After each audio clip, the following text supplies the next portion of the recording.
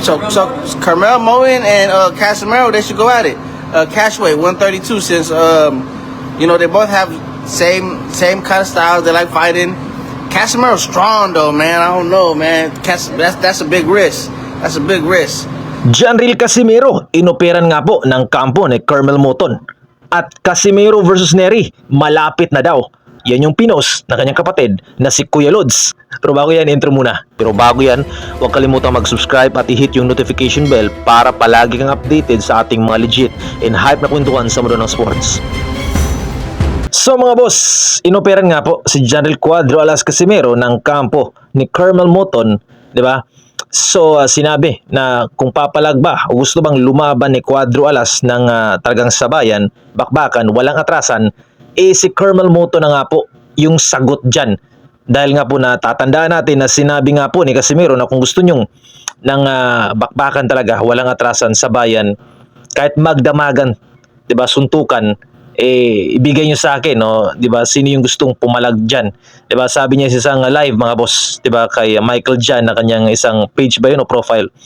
Ngayon mga boss, ito na yung kampo ni Carmel Moton, gustong palagan si Casimero. Gusto niyang, pero kailangan catch weight mga boss sa lightweight, sa 132 pounds daw muna mga boss. Pero ang tanong dito, kakasa kaya si Casimero o papalagan kaya ni Casimero kasi medyo mabigat na to eh. 'Di ba? Sobra na sa super featherweight, lightweight na talaga to mga boss. Mas malaki ng konti. Bahagya talaga yung body structure at katawan nga yung tangkad nitong si Carmel Moton mga boss. So, ang tanong, papalag ba si Casimero? Hindi po natin alam kasi wala pang sagot si Casimero. Pero mga boss, speaking of laban, may laban talaga si Casimero mga boss dahil ipinos nga po mamaya, tatapusin natin yung storyang Carmel Moton Casimero. Lalaban nga po si Casimero dahil nag-post nga po yung kanyang kapatid na si Kuya Lods, 'di ba? Jason Casimero, kung saan sinabi nito na malapit na at ipinos nga po yung larawan ni Luis Nery at ng kanyang kapatid na si Janril Casimero at ng kanyang promoter sa gitna mga boss na si Koki Kameda. So syempre kung ikaw yung mag-iisip dito mga boss, alam mo na kung sino yung makakalaban ni Casimero. Alangan naman natin, sabihin natin rematch, 'di ba? Walang picture o mukha ni Kameda doon. Di ba, ni Yunosuke Kameda. And kung natatandaan natin mga boss, pagkatapos nga po ng laban ni Luis Pantera Nery, ay pinaakyat itong si Janril Cuadro Alas Casimero sa ring. Di ba? At hinawakan nga po ng kanilang promoter na si Koki Kameda yung kamay nilang dalawa. At hinihintay ng iba na i-announce yung kanilang laban mga boss na matutuloy nga po, Nery versus Casimero, pero hindi pa in-announce. Walang sinabi. At nabalitaan natin, in-interview nga po si Luis Pantera Nery. Tinanong kung lalaban ba siya. Lalabanan ba niya si Janril Cuadro Alas Casimero sa Japan? At sinabi niya, 'di ba, sa isang nag-interview, sinagot niya na hindi daw siya lalaban kay Casimero nung time na yun mga boss, na tinanong siya sa Kyrgyzstan after the fight. Pagkatapos ng kanilang face-off, 'di ba, o paghaharap ni Casimero nung umakyat nga po si Janril Cuadro Alas sa ring.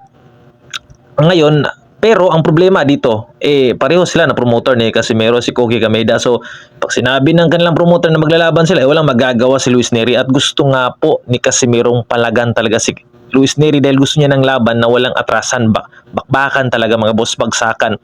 So, ang sagot dyan, si Luis Nery dahil si Luis Nery hindi po umaatras, hindi umaayaw at hindi tumatakbo. Talagang sugod lang ng sugod itong mga boss. Gusto itong magpag-engage, aggressive fighter, pressure fighter itong Luis Nery. Pareho kay Janril Casimero. The problem is, lamang lang si Casimero mga boss sa utakan. 'Di ba? Yung kay Yunosuke Kameda na laban nila mga boss, hindi in-expect ni Casimero na tatakbo yung Yunosuke Kameda sa kanya dahil akala niya magkikipagsabayan, 'di ba? So ngayon, kung magre-rematch ba si Casimero at Kameda, walang problema sa akin kung magre-rematch man sila o hindi mga boss. Ang magandang laban talaga dito si Nery, kung saan nga ipinost ni Jason Casimero. Hopefully matuloy ito mga boss. Mangyari yung laban na yan at bakbakan talaga yan. Asahan natin may babagsak sa araw ng kanilang laban.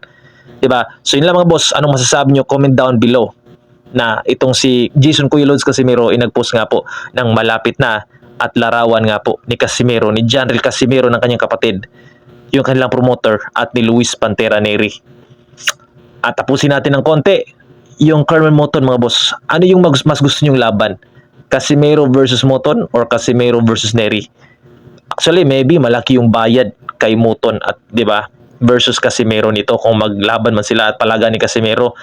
Sinabi nga ng kanilang kampo ni Carmel Moton mga boss na tumawag lang sa kanilang kampo yung promoter na si Koki Kameda makipag-negotiate at maybe mangyari yung laban na yan matuloy pag pumalag si Casimiro daw lumaban sa 132 pounds catch weight.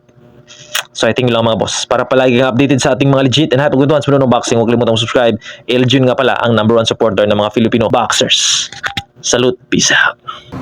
Casimiro, he moved up in weight, 130. He was a bantamweight champion, former weight champion, former world champion. I believe in his skills. I believe in his talents. I was in camp with him. I know how strong Casimiro is. Casimiro is a tremendous fighter. Right now, I don't know what's going on with his corner. I seen that he had a cut, and I don't know who was his cut man, but they didn't know what they were doing. He needs a better team.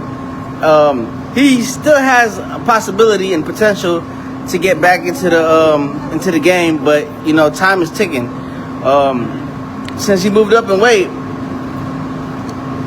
and he's strong, he's and a good. He wants big fights. He wants big fights. And you know, a fight is impossible. The no way fight is impossible. He's not gonna have that, no way. But we can get to negotiations, have a meeting and sit down, probably in Vegas, and talk about, you know, And him. you don't got US visa, so Carmel will adjust. I don't know. I mean, his promoter. It's not Casimiro that's gonna go do anything. It's negotiation with the promoter to and the matchmaker. I might as well get my matchmaker license. You know what I mean? So But what is your suggestion? I suggest that you know, Casimiro, he's a former world champion.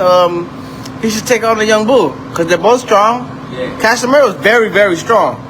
Yeah, one punch, knock him out. Damn, man. Now, shit, that's gonna be a good fight. So that'll be a real tough fight. So I suggest Casimiro against whom? Carmel. Yeah. Carmel, yeah. So Carmel Moen and Casimiro, they should go at it. Catch weight 132, since you know, they both have same kind of styles. They like fighting. Casimiro's strong though, man. I don't know, man. That's a big risk. That's a big risk we taking. But you know, we like to we like to. Try to set a fight. Okay. But anyways, yeah, Casimiro should take the fight 132 versus Moen. Tell your promoter. Come to the promoter. The name of the promoter is Koki Kameda. Koki Kameda. Koki Kameda, come holler at Richard Mayweather Promotions, and maybe we could Come to you and you will coordinate to Richard Schaefer. what's his name? Koki Kameda. Koki Kameda. Yeah, come holler at me, and I'll coordinate a meeting directly with Richard, and we could negotiate a fight with Casimiro and Carmel. Explain to them who is Richard Schaefer now. Richard Schaefer is the CEO of Mayweather Not Promotions. Leonard Ellerbe anymore. No, Leonard Ellerbe stepped down All right. about a year ago. It's been a while now. So yeah, that's that'll be a good fight. Very, very interesting fight because of the styles. Styles make fights, and that's a fight that that will sell tickets. Because at the end of the day, it's all about putting people in the seats. Because Jason said that, because their opponent keeps on running, we want an opponent that don't run. So now, Well, Carmel don't run. They'll go toe to toe. So if that's the case, Yeah. let's set it up. Let's go talk. That's what you wanted. If that's what they're asking for, yeah. That's what the fans want to see too. They don't want to see people box fighters run. Carmel's there to go toe to toe. Yeah. So you know, they can go do it at catch weight at 132 since he fought at 130 already. So, Yeah. but better 135.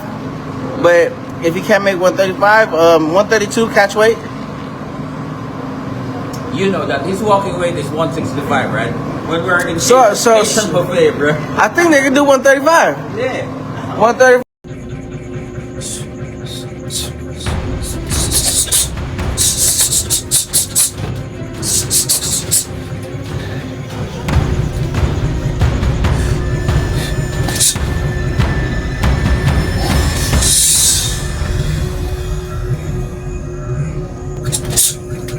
Diba?